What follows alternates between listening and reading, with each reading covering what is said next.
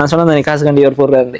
இன்னொருத்தர் வந்து கீழே அந்த கடையில சாப்பாடு நல்லா இல்லைன்றார். எது நல்லா இல்லைன்னு சொல்லுங்க, அது இன்னொரு ஆளுக்கு உதவும்னு சொல்லி போட்டுனான். அப்ப நிறைய அந்த வெளிநாட்டு சேனல்கள் பாக்குற மீன் வளர்க்குறது அப்படியான என்னன்னு சொல்றது. இப்ப எனக்கே வந்து இடைக்குள்ள 20-30 வியூஸ் வரைக்குள்ள ஏன் இதை செய்வாங்க இந்த மாதிரி எல்லாம் யோசனை வருமா.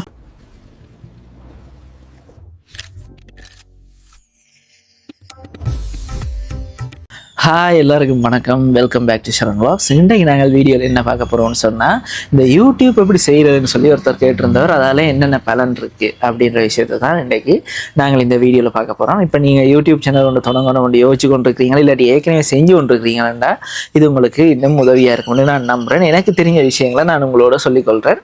இப்போ முதலாவது ஏன் யூடியூப் வேணும். இப்போ யூடியூப்ன்றது பார்த்தீங்கன்னா, இப்போ ஆரம்ப காலகட்டத்தில் அட்வர்டைஸ்மெண்ட் பிளேஸ் பண்ணுற மீடியாவாக இருந்தது ரெண்டு தான். ஒன்று டிவி, மற்றது நியூஸ் பேப்பர். இப்போ டிவிலேயும் சரி நியூஸ் பேப்பரும் சரி இந்த நாடகங்கள் அதுக்குள்ள இடைக்குள்ள சின்ன சின்ன கிளிப்பாக ஆட் போடுவினோம். அப்போ அப்படி இருக்கைக்குள்ள இப்போ யூடியூப் வரைக்குள்ள கூகுள் ஆட்ஸ் இருக்கு தானே, அவங்க வந்து நிறைய வெண்டர்ஸ் எல்லா நாட்டிலையும் ஓகே உங்களோட ஆட் தாங்க நாங்கள் ப்ளேஸ் பண்ணலாம் அப்படி கேட்டாங்கன்னு சொன்னால் வாங்கிட்டு இப்போ ஒரு கிரியேட்டர் வந்து ஒரு வீடியோ போடுறாருன்னா அதுக்கு இடையில ப்ளேஸ் பண்ணுவாங்க. அப்போ நிறைய எல்லா நாட்டிலையும் போய் டார்கெட் ஆடியன்ஸை அது ரீச் பண்ணும். அப்போ அதுக்காக தான் யூடியூப்பில் இந்த ஆட் ப்ரோக்ராம்ன்றது வந்தது. இப்போ யூடியூப் என்னன்னு சொல்லி பார்ப்போம். யூடியூப்ன்றது ஆரம்ப காலகட்டத்தில் சும்மா இந்த ஃபேஸ்புக், இன்ஸ்டாகிராம் அதில் மாதிரி ஒரு ஃபோட்டோ அதில் எப்படி ஃபோட்டோ போடுறோமோ அதே மாதிரி இல்லை வீடியோ போடுற ஒரு பிளாட்ஃபார்மாக அது வந்தது. அதில் முதலாவது வீடியோ நீங்கள் பார்த்துருப்பீங்க, ஒருத்தர் ஜூவில் 2 வீடியோ போட்டிருப்பாரு, அது யூடியூப் ஓனர்னு நினைக்கிறேன். அப்போ இதில் என்னன்னு சொல்லி பார்த்தீங்கன்னா போக அதில் ஒரு பிஸ்னஸ் மாடல் கொண்டு வராங்க இந்த அட்ன்றது. அதை வச்சு கொண்டு ரெவென்யூ கொடுக்க ஒழிக்கிறாங்க. அது இலங்கைக்கு ஆரம்பத்தில் வேற இல்லை, ஆனால் மற்ற நாடுகளில் அது எங்களுக்கு வர முதலே கனகாலமாக இருந்தது. எங்களுக்கு பக்கத்து நாடான இந்தியாவிலேயும் கணக்க பேரால் வந்து யூடியூப் செய்யக்கூடியதாக இருந்தது கொரோனாக்கு முன்னுக்கு. இப்போ கொரோனா காலத்தில் தான் எல்லாருக்கும் வந்து யூடியூப் பண்ணுறது ஓகே நாங்களும் செய்வோம்னு செய்கிறதுக்கு தொடங்கினேன். ஏன்னா கொரோனாவில் வீட்டில் இருக்கிற அந்த சமையல் அதெல்லாம் செய்ய பிச்சு கொண்டு ஓடிச்சு. ஏன்னா எல்லாருமே வந்து பார்க்க வழிகிட்டவே அப்பையும் இலங்கைக்கு மானிட்டைசேஷன் வரையில் அந்த நேரத்தில் தான் நாங்கள் தேசாந்திரி என்ற ஒரு சேனல் நான் கயன் மற்றது சாரங்கன் செஞ்சோட்டு இருந்தோம் நாங்கள்.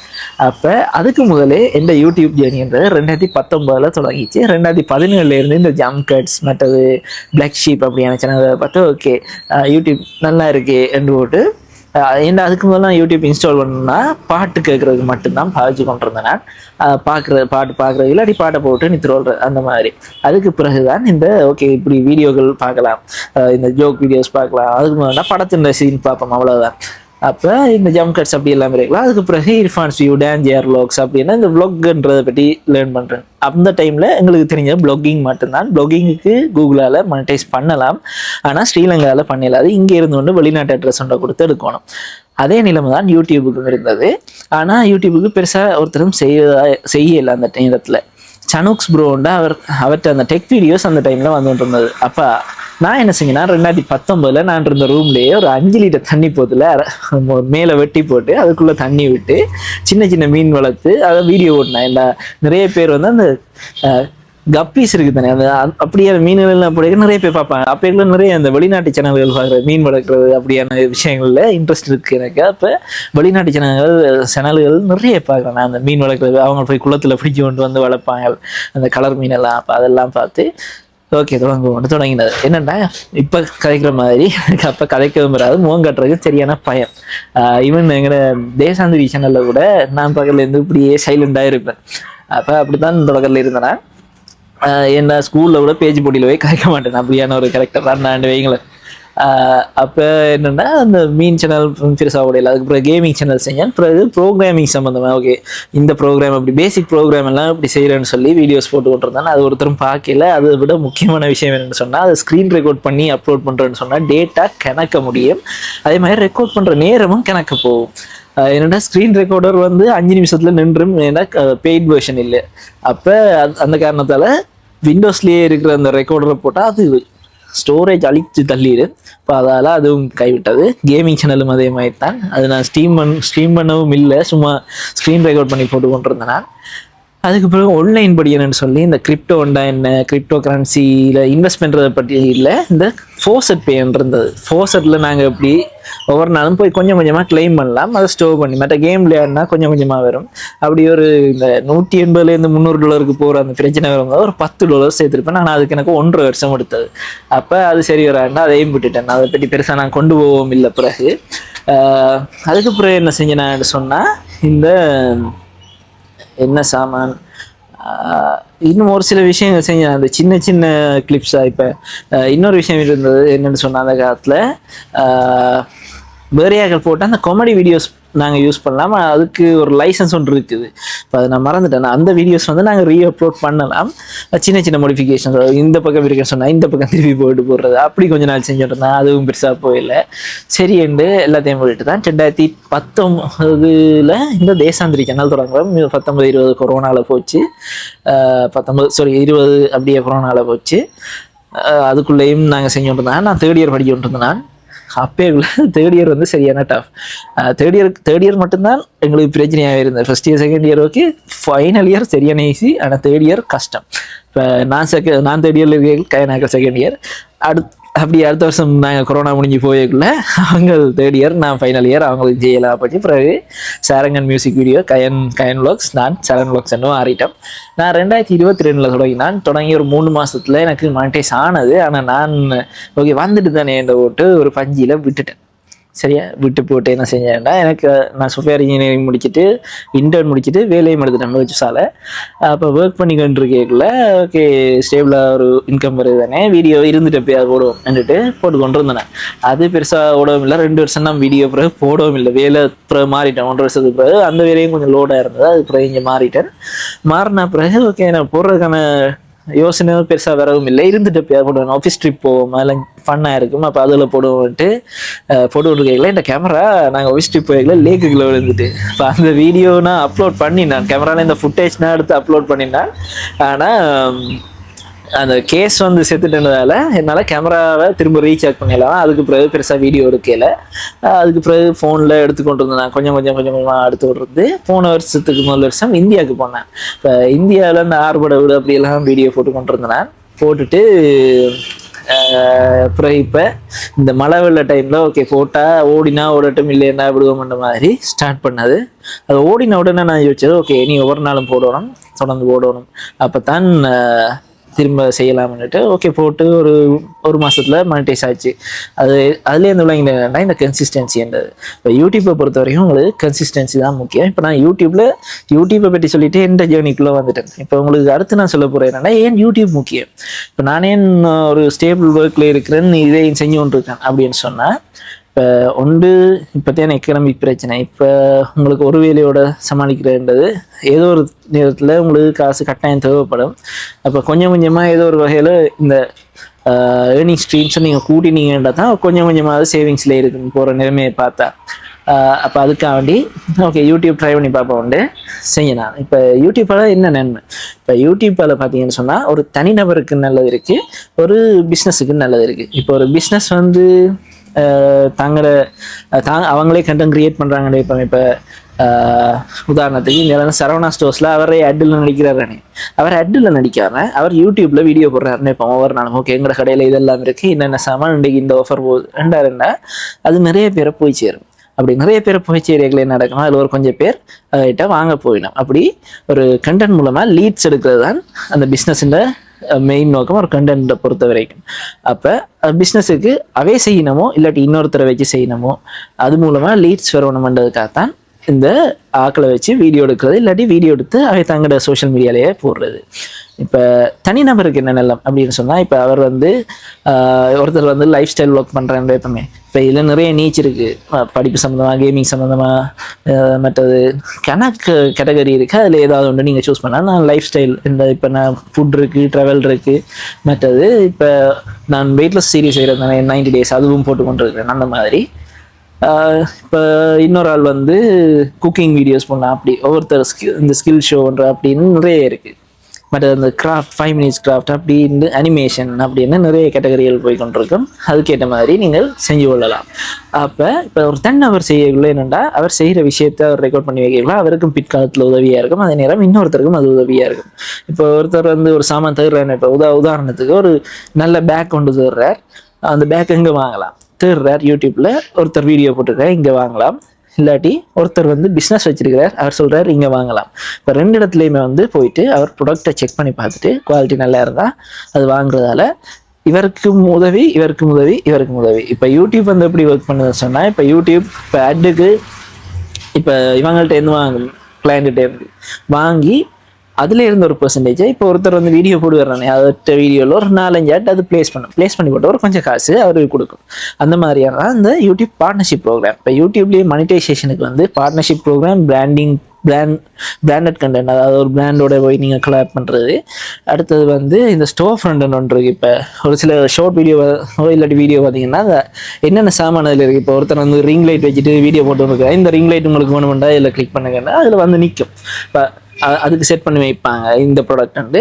அதை கிளிக் பண்ணால் ஒரு இன்னொரு இடத்துக்கு போகும். அது ஸ்ரீலங்காவுக்கு இன்னும் மில்லியன் நினைக்கிறேன், இந்தியா அப்படியான இடங்கள்ல எல்லாம் அது இருக்குது.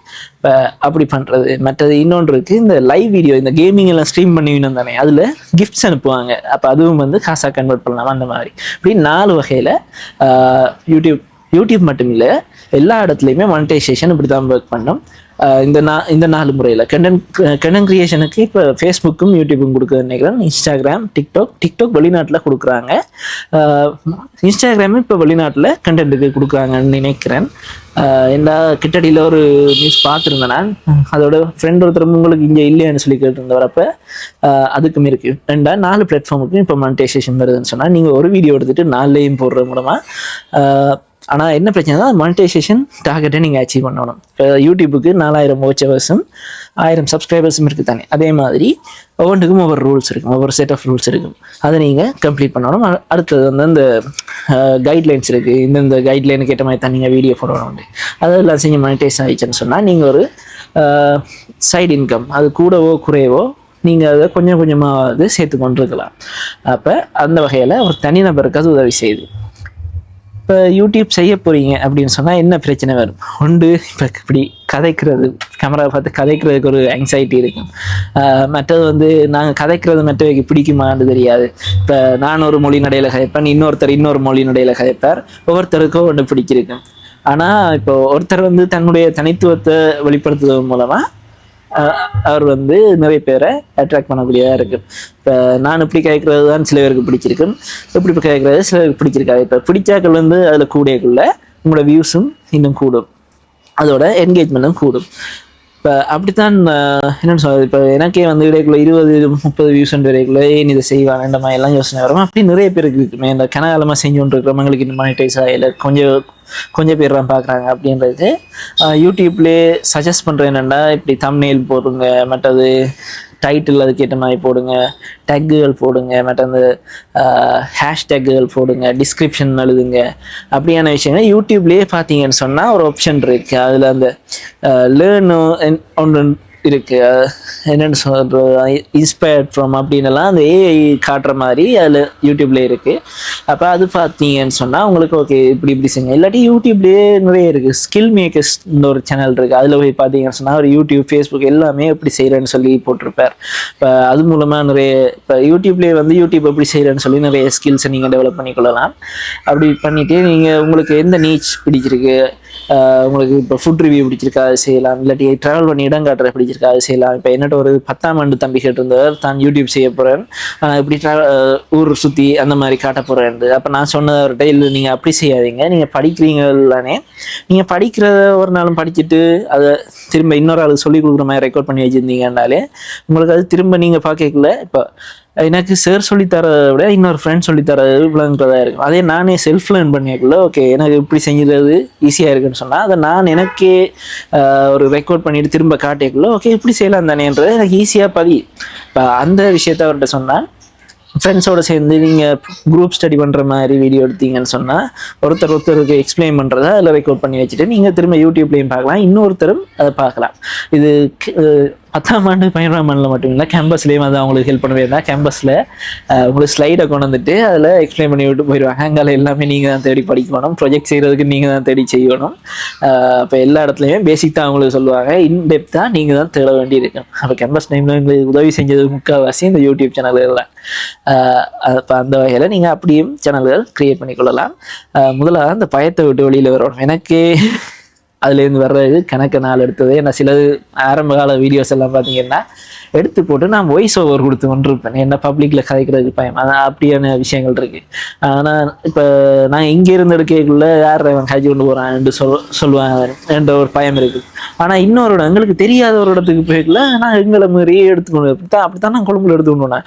கொழும்புல எடுத்துக்கொண்டு போக அவன் ஒருத்தரும் கண்டுக்கல, ஒருத்தர் எடுத்துக்கொண்டு வரா எடுத்துகிட்டு போட்டோம் என்ன மாதிரி. இப்போ சில பேர் திரும்பி பார்த்துட்டு போவாங்க, அவ்வளோதான். அதை நாங்கள் யோசிக்காமல் எங்களை பாட்டுக்கு எடுத்து கொண்டு போயிட்டோம்னு சொன்னால் சரி. அதுதான் முதலாவது ஸ்டெப். அதில் இந்த வழியில் வந்து நீங்கள் எடுக்க வலிக்கிடணும். ரெண்டாவது ஓகே, நீங்கள் ஏதாவது ஸ்கிரிப்ட் வச்சு சரிங்களோ இல்லையோ உங்களுக்கு மைண்டில் வர்றதை அப்படியே சொல்லி கொண்டு போவாங்க, அப்புறம் எடிட்டில் வேணும் கட் பண்ணி கொள்ளலாம். அடுத்தது வந்து இந்த கொமெண்ட்ஸுக்கு பயம். உண்மையாக சொல்ல போனால் எனக்கு இப்பயும் இருக்கு. ஏன்னா இடையக்குள்ளேயும் ஒரு வீடியோ நான் போட்டிருந்தேன், எல்லாரும் சொன்னேன் அதையெல்லாம் யோசிக்கிறாங்க, நீங்கள் செய்யுங்கன்னா ஓகே என்னோட போய்க்குள்ள ஒரு திடீர்னு ஒரு கொண்டுறீங்களா நீ ஒரு இப்படி சொல்கிறார் என்ன மாதிரி டக்குன்னு மைண்ட் அப்செட் ஆகிடும். எனக்கு அப்படி போட்டு ஒரு 2-3 போயிடுறான். அதில் இப்போ கிட்டடியில் ஓட்ட இவர் காசுக்காண்டி எல்லா சாப்பாடு நல்லா இருக்குன்னு நான் சொல்கிறேன். நான் எல்லா கடையிலையும் எல்லா சாப்பாடு நல்லா இருக்குன்னு சொன்னதில்லை. அதே மாதிரி நான் ஒரு குறிப்பிட்ட சாப்பாடுகள் மட்டும்தான் நல்லா இருக்குன்னு சொல்லி அந்த கடைகளுக்கு நான் இப்பயும் போவேன். திரும்ப அதுவும் நான் அதிகமாக நான் காட்டினா வந்து நான் திரும்ப போய் கொண்டிருக்கிற கடை. எனக்கு நான் வாடிக்கையாக போகிற கடையில் எனக்கு என்ன பிடிக்குமோ அதை தான் காட்டி கொண்டிருந்தேன். நான் புது கடையில் ஒரு 3 காட்டினான். அதுக்கு பிறகு இப்போ கொழும்புல அந்த பிரியாணி கிடையாது, அது சாப்பிடக்குள்ள கூட நான் அதில் ஓகே ஒரு உதாரணம் சொல்கிறேன், ஒரு 2 உதாரணங்கள். அந்த பிரியாணி கடைக்கு நான் சொல்லியிருப்பேன் இதில் இஞ்சி பூண்டு ஃப்ளேவர் தான் கூடவே இருக்குன்ட்டு. அதே மாதிரி கீழே ஒருத்தர் கமெண்டில் இது நல்லா இருக்குன்னு கேட்கல, எனக்கு இந்த இஞ்சி பூண்டு ஃப்ளேவர் கூட இருந்தால் ஒருக்கா இந்த பட்ஜெட்டுக்கு ஒருக்கா தானே ட்ரை பண்ணலாம். பர்த் அது வந்து அவங்க என்ஹான்ஸ் அது சரி பண்ணிட்டாங்கன்னு சொன்னால் இன்னும் பெஸ்ட்டாக இருக்கும் அந்த விலைக்கு என்ன மாதிரி. அதே மாதிரி யாராவது அந்த கடையில் சாப்பிட்டதில் இந்த குறை இருக்குன்னு சொல்லி போட்டிருந்தா நான் அந்த கமெண்ட்ஸை அழிக்கிறதுன்னு இல்லை. இன்னொருத்தர் வந்து இப்போ ஒரு பர்சன் ஒருத்தர் வந்து ஒரு மாதிரி போட்டிருந்தவர், இன்னொருத்தர் வந்து இப்போ நான் சொன்ன காசு கண்டிப்பாக போடுறாரு, இன்னொருத்தர் வந்து கீழே அந்த கடையில் சாப்பாடு நல்லா இல்லைன்றார். எது நல்லா இல்லைன்னு சொல்லுங்கள், அது இன்னொரு ஆளுக்கு உதவும்னு சொல்லி போட்டுனான். அவர் போட்டவர் இப்படி நாங்கள் ரைஸ் வாங்கினாங்க, அதில் சிக்கன் இல்லை. அவர் சரியில்லைன்னு சொன்னது அதுதான், ரைஸ் வாங்கினதான் ஆனால் அதில் சிக்கன் இல்லைன்னு. ஆனால் இவர் போட்ட அப்புறம் தான் அந்த கமெண்ட் வந்தது, இவர் காண்டி இப்படி போடுறாருன்னு. நேற்று வந்ததுக்கு போய் நான் தான் ரிப்ளை பண்ணேன் அந்த கமெண்ட்ஸுக்கு. ரிப்ளை பண்ண பார்த்துட்டு அதே ஆள் திரும்ப கேட்டிருந்தது, நீர் என்ன அவற்ற ஃப்ரெண்டு அவருக்கு சப்போர்ட் பண்ணி உமாக்கு அவற்ற காசில் பங்கு வருது. நான் திரும்ப போட்டு அந்த கமெண்ட்ஸை போடுறதே நான் தான். மற்றது நீங்கள் எந்த கடையில் சாப்பிட்டீங்க, நான் இந்த டோனில் இல்லை, எந்த கடையில் சாப்பிட்டீங்க, என்ன சாப்பாடு, அதை போட்டால் மற்ற ஆளுக்கு உதவியாக இருக்கு பண்ணுவேன். அதோட நான் இந்த வீடியோலையும் சொல்கிறது தான், நீங்கள் காசு கொடுத்து சாப்பிட்றீங்க, அந்த சாப்பாட்டில் என்ன குறை நிறைய இருக்குன்னு கட்டாயம் அந்த இடத்துல சொல்லுங்க. நான் இது எங்கட ஸ்போர்ட் வீடியோலேருந்து சொல்லி கொண்டு வரேன், அதை கட்டாயம் அவங்ககிட்டையும் சொல்லுங்க. அதே மாதிரி கமெண்ட்ஸ்லையும் நீங்கள் இதை சாப்பிட்டீங்க அது சரியில்லைன்னு சொன்னால் சொல்லுங்க. இது என்ன சாப்பாடு இப்போ இந்த கமெண்ட்ஸ் வந்து ஓட்டிருந்தேன்னு சொன்னால் அந்த தோசை கடைக்கு, அந்த தோசை கடையில் உண்மையிலேயே அவ்வளவு சாப்பாடு நல்லா இருந்தது. கொழும்புல இருந்து யாராவது ராஜகிரிய பக்கம் போய் சாப்பிட்டு இருந்தீங்கன்னா கட்டாயம் கமெண்ட்ஸில் சொல்லுங்கள். அந்த கமெண்ட்ஸுக்கும் போய் ரிப்ளை பண்ணுங்க, யாராவது சாப்பிட்டு இருந்தேன்டா, அப்போ தான் நவைக்கு உள்ளாங்க. இப்போ அப்படியான ஆக்கள் இருக்கான், அப்படியான விஷயத்துக்கு பயந்து தான் நிறைய பேர் செய்கிறேன். என்னென்னு சொன்னால் ஒரு ஹேட் கமெண்ட், இப்போ கிரிட்டிசிசம், எனக்கு நிறைய கிரிட்டிசிசம் வந்திருக்கு. நீங்கள் சவுண்ட் குவாலிட்டி இம்ப்ரூவ் பண்ணுங்க, நீங்கள் ஹெச்டிஆரில் வருது, அதை ஒரு செட் பண்ணி எக்ஸ்போர்ட் மாதிரி நீங்கள்டா நல்லா இருக்கும். ஏன்னா சின்ன டிவைசஸுக்கு கலர் கொஞ்சம் இதாக காட்டுதுன்னா அப்போ அதுகளெல்லாம் மாற்ற வேண்டிய விஷயங்கள். இப்போ நீங்கள் கதைக்கிறது விலங்கு இல்லை, இடையே நோய்ஸ் வருது, அதிலெல்லாம் நாங்கள் மாற்ற வேண்டிய விஷயங்கள். அது கிரிட்டிசிசம், அது வேறு. ஹேட் கமெண்ட் வேறு. இவன் சொன்ன எல்லாமே காசு காணி தான் சொல்லுவான். நான் காசு கொடுத்து நிறைய இடத்துல நான் பில்லும் காட்டியிருக்கிறேன், என்ன இப்படியான கதைகள் வெறுமண்டு. ஒரு சில இடங்களில் வந்ததால் நான் பில்லும் காட்டுறது அந்த வீடியோக்களில், ஒரு சில இடங்களில் நான் காட்டினதும் இல்லை. அப்போ அடுத்து என்னன்னு சொன்னால் அந்த பயத்துலேயே சில பேர் போட மாட்டேன். ஆனால் ஒரு ஆப்ஷன் இருக்குது அதுக்கு. ஒன்று வந்து நான் ஹெல்ப் பண்ணி தான் எடுக்கிறேன். நான் அதில் இப்போ பேட் வேர்ட்ஸ்லேயே எல்லாம் கமெண்ட்ஸ் போட்டிருந்தா ரிமூவ் பண்ணி விட்ருவேன். ஒரு ஏன்னா ஞாபகம் இருக்குது, வேர்டனுக்கு வீடியோ போட்டிருந்தேன். அதில் ஒருத்தர் வந்து அண்டைக்கிறவே இந்த வீடியோ நானே பார்க்கணும், என்னது சூசனத்தால் ஒரு 4 கமெண்ட் சூசனத்தால் தான் போட்டிருந்தவர். இந்த வீடியோ நானே பார்க்கணும், என்ன டேஷ் பார்க்கணும், அடுத்ததில் வந்து மிஸ்டர் சரண் எனக்கு நீ சொல்லு, இந்த வீடியோ நான் என்னத்துக்கு பார்க்கணும், அந்த மாதிரி எல்லாம் போட்டிருந்தார். இப்போ அது ஏன் நான் போய் அவரை ஃபோர்ஸ் பண்ணி ஃபோனை பிடிச்சி நீங்கள் பாருங்கன்னு காட்டையில, அவராக பார்த்துட்டு இந்த வீடியோ நான் ஏன் பார்க்கணும்னு கேட்டால் அந்த மாதிரியான கமெண்ட்ஸுக்கு தான் சில பேர் வந்து எதுவும் போகிறேன். ஏன்னா டக்குன்னு அக்செப்ட் பண்ணுறது கஷ்டமாக இருக்குது. நான் இவருக்கு எதுவுமே செய்யலையே, இவரை என்ன இப்படி போட்டு வந்துருக்கார் அந்த மாதிரி. இப்போ அதைத்தான் ஓவர் கம் பண்ணேன். சத்தியமாக நானே இன்னும் ஓவர் கம் பண்ணல. பட் ஒரு சஜஷன் சொல்லுவேன். முதலாவது இந்த ஹெல்த் ஓல் கமெண்ட்ஸ் ஹோல்ட் பண்ணிவிட்டு நீங்கள் அதில் ஃபில்டர் பண்ணி போடலாம். ஆனால் சரியான விஷயங்களை போட்டுருங்க. இப்போ ஒரு கடைக்கு போய் சாப்பிட்றீங்க, அதில் நீங்கள் சாப்பிட்டு நல்லா இருக்குன்னு சொல்கிறீங்க, இன்னொருத்தர் வந்து இப்போ இந்த ஃபுட் ரிவ்யூஸில் பார்த்தீங்கன்னா ஒருத்தர் நல்லா இருக்குன்னா ஒருத்தர் கூடாமல் இருக்குன்னா நான் எல்லா இடத்துலையும் போடுவேன். இப்போ யூடியூப்ல மட்டும் இல்லை, இன்ஸ்டாகிராம், ஃபேஸ்புக், டிக்டாக் 3லையும் போடுறது. ஒருத்தர் வந்து நல்லா இருக்குன்னா இங்கே ரெகுலராக போகிறேன்னாண்டுவாங்க. அடுத்தவர் வந்து சொல்லுவார், இல்லை நான் இங்கே ஒர்க்கா போனான் ட்ரை பண்ணான் சரியில்லை. அது நடக்கிறதுக்கு சரியான வாய்ப்பு இருக்குது. ஏன் சொல்லுங்க. அப்போ நானே இப்போ ஒரு கடைக்கு போய் சாப்பிட்றேன், நல்லா இருக்குது. ஆனால் நான் ஃப்ரெண்ட்ஸோட பர்த்டே பார்ட்டி நான் கொடுக்குறது கூட்டின்னு வரேன், ஆனால் சாப்பாடு நல்லா இருக்குது. அது அன்றைக்கி அது எல்லாருக்குமே நடக்கக்கூடிய ஒரு விஷயம். இவன் சொல்ல போனால் காந்தியில் வச்சு உதாரணத்துக்கு சொல்ல போனேன், அதில் ஒரு கண்ட்ரவர்சி இருந்தது. ஆனால் இருந்தாலும் நான் அங்கே போனேன். என்னன்னா அங்கே போகிறது வழக்கம். சைவ சாப்பாடுனா நான் கூடுதலாக அங்கே அந்த புஃபேக்காண்டி ஒவ்வொரு முறையும் போகிறேன்னா எனக்கு அது அந்த காசுக்கு அது வருது. அப்போ நான் ஒன்றையும் யோசிக்கிறேன், அங்கே போய் தான் சாப்பிட்றது. என்ன எல்லா நாளும் ஒரே மாதிரி வருமானு சொல்லலாது. இப்போ அதால் நான் அது யோசிக்கிறேன். நான் மேல் ஃப்ளோரில் அந்த புஃபேக்கு மட்டும் போகிறதால எனக்கு அது பிரச்சனை இல்லை. என்ன கீழே தான் அந்த கண்ட்ரவர்சி நடந்தது வைங்களேன். அப்போ அது எனக்கு எஃபெக்ட் பண்ணலை. மற்றது அதோட அப்படி கமெண்ட்ஸ் வருதுன்னு சொன்னால் அதெல்லாம் நீங்கள் பப்ளிஷ் பண்ணிடுங்க. ஏன்னா அது வந்து கடைக்காரரும் பார்க்க வேண்டிய ஒரு விஷயம். அதை பார்த்தாவையும் திருத்த தான் பண்ணணும். இல்லைன்னு சொன்னால் அது போக போக பிரச்சனைகளாக போயிடும் அவைக்கு. அது ஒரு விஷயம். அடுத்தது வந்து அப்போ அதால் நீங்கள் அதை மைண்டில் வச்சுக்கொள்ளாமல் அந்த கமெண்ட்ஸை போட்டு பேட் வேர்ட்ஸில் இல்லை உங்களுக்கு எக்ஸ்ட்ரீமாக மோசமான ஒரு கமெண்ட் வருதுன்னா அதை டிலீட் பண்ணி விட்ருங்க. அடுத்தது வந்து ஹைட் ஃப்ரம் சேனல்ன்றது. இப்போ ஒருத்தர் வந்து ரிப்பீட்டடாக வந்து அபியூசிவாகவே காய்ச்சி கொண்டு இருக்கிறார் உங்களோட என்ன ஹைட் ஃப்ரம் சேனல்ன்றது. அதை கொடுத்து விட்டீங்கன்னா அவர் போடுறது உங்களுக்கு தெரியவே தெரியாது, சேனலில் காட்டாது. அப்போ அதால் உங்களோட மைண்டில் வந்து அப்செட் இருக்காது, அதை அப்படியே விட்டுடலாம். அப்போ அப்படியான விஷயங்கள் கொஞ்சம் கொஞ்சம் தேடி தேடி செட் பண்ணி கொண்டு இருந்தீங்கன்னு சொன்னால் ஓகே, உங்களுக்கு தொடர்ந்து செய்ய ஒரு கான்ஃபிடென்ட் வந்துடும். ஓகே, நாங்கள் வந்து தொடர்ந்து போடலாம்ட்டு. அதோட முதல் வர்ற எரர் வரும், ஏதாவது ஒரு பிரச்சனை, ஏதாவது ஒரு டிரான்சிஷன் பிழைச்சிருக்கும் அப்படின்லாம் யோசிங்க போடுங்க. ஒருத்தர் வந்து சொல்லுவார் உங்களுக்கு, ஓகே இதை கரெக்ட் பண்ணுங்க, நல்லா இருக்கும். இப்போ நேற்று எனக்கு ஒருத்தர் சஜஸ்ட் பண்ணுவார், இந்த டைம் லைனில் இந்த டிரான்சிஷனை இன்னும் பெட்டராக பண்ணியிருக்கலாம், ரெண்டானா அடுத்த முறை வீடியோ போடல அப்படி ஒரு விஷயத்தை இன்க்ளூட் பண்ணுறதுக்கு ட்ரை பண்ணுவேன். அப்படி பாசிட்டிவாக வர்ற அந்த ஃபீட்பேக் மேலே அந்த கிரிட்டிசிசம் எல்லாத்தையும் எடுத்து நீங்கள் வீடியோவை இம்ப்ரூவ் பண்ணலாம். நானும் இம்ப்ரூவ் பண்ணுறதுக்கு ட்ரை பண்ணி கொண்டிருக்கிறேன். ஏன்னா நான் இப்போ ஒரு செட்டாக வீடியோஸ் போட்டுருவேன். ஒரு முதலாவது வீடியோவில் சொன்ன ஒரு இது சொல்லியிருப்பேன்னு தானே, அது 10வது வீடியோ வரைக்கும் வராது, அதுக்கு பிறகு தான் இருப்பேன். ஏன்னா ஒரு செட்டில் நான் எடிட் பண்ணி அப்லோட் பண்ணி வச்சிருவேன் அந்த மாதிரி. அப்படி நீங்களும் தொடர்ந்து செஞ்சீங்கன்னு சொன்னால் உங்களுக்கு அது பழக்கத்துக்கு வந்துடும். எனக்கே இப்போ கொஞ்சம் கொஞ்சமாக தான் பழக்கத்துக்கு வருதுன்னு வைப்பேன். இப்போ நான் டிசம்பர் 7ஆம் தேதியிலேருந்து ஒவ்வொரு நாளும் வீடியோ போட்டிருக்கிறேன். இதே மாதிரி நீங்களும் ட்ரை பண்ணீங்கன்னா கிழமைக்கு 3 வீடியோ அப்படி ட்ரை பண்ணீங்கன்றாலும் உங்களுக்கு அது ஹெல்ப்ஃபுல்லாக இருக்கும். அப்போ அடுத்து என்னது, இப்போ இவ்வளோ தான் யூடியூப்பில் இவ்வளோ தான் விஷயம். இந்த கூடுதலாக எனக்கு வந்தது ஒரு 3 கமெண்ட்ஸ். நான் நிறைய பேர்ட்ட கமெண்ட்ஸ் மோசமாக இருக்கிறத பார்த்துருக்கிறேன். இப்போ அதால் தான் இதை பற்றி சொல்லணும்னுட்டு சின்ன விஷயமா சொல்லிக்கிறேன். எனக்கு நடந்தது சின்னது தான், நிறைய பேருக்கு எப்படியோ இல்லை நடந்திருக்கேன். இப்போ அதில் பற்றி நான் பெருசாக சொல்லலை, சின்னதாக முடிச்சிட்டேன். நீங்களும் அதை பற்றி யோசிக்காமல் சேனலை தொடங்குங்க. சேனல் தொடங்கினீங்கன்னா ஏதோ ஒரு நாள், இப்போ 1 வருஷமாகவோ 1.5 வருஷமாகவோ, எனக்கு இப்போ 3 வருஷமாகிடுச்சு இப்போ இந்த மானிட்டைஸ் ஆகி இப்படி வர்றதுக்கு. ஏன்னா எனக்கு ஃபர்ஸ்ட் டைம் மானிட்டைஸ் ஆனதுக்கு 1 வருஷத்தில் வந்ததே ஒரு $5. இந்த முறை மானிட்டைஸ் ஆனதில் நான் அதையும் சேர்த்து இப்போ அந்த த்ரெஷ்ஹோல்ட் ரீச் பண்ணி வித்ட்ரா பண்ணிட்டேன். அதே மாதிரி உங்களால் முதல் வருஷம் நடக்குதோ இல்லையோ ஏதோ ஒரு நாள் கட்டாயம் உங்களுக்கு உதவி செய்யும். இல்லை நீங்கள் போட்ட வீடியோவே உங்களுக்கு உதவி செய்கிற மாதிரியும் இருக்கும். அதே மாதிரி இந்த பிராண்ட் ப்ரொமோஷன், அது நம்ம சொன்ன மாதிரி கடை வந்து ஒரு அட்டை ரீச் பண்ணுற இப்போ பேப்பரில் போடுறதோ இல்லாட்டி இதில் போடுறதோ அதை விட ஒரு கண்டென்ட் கிரியேட்டரை வச்சு போய்க்குள்ள ஒரு ரீச் கொண்டு வரும். அது கடையாக செஞ்சாலும் ஓகே, ஒரு கண்டென்ட் கிரியேட்டரை வச்சு செஞ்சாலும் ஓகே. அது வந்து ஒரு ஏதோ ஒரு வகையில் அந்த ப்ரொமோஷனாக லாபம் இருக்கிறதால நான் காசை கொடுத்து ஒரு ஆளை கூப்பிட்டு ப்ரொமோட் பண்ணுவேன்.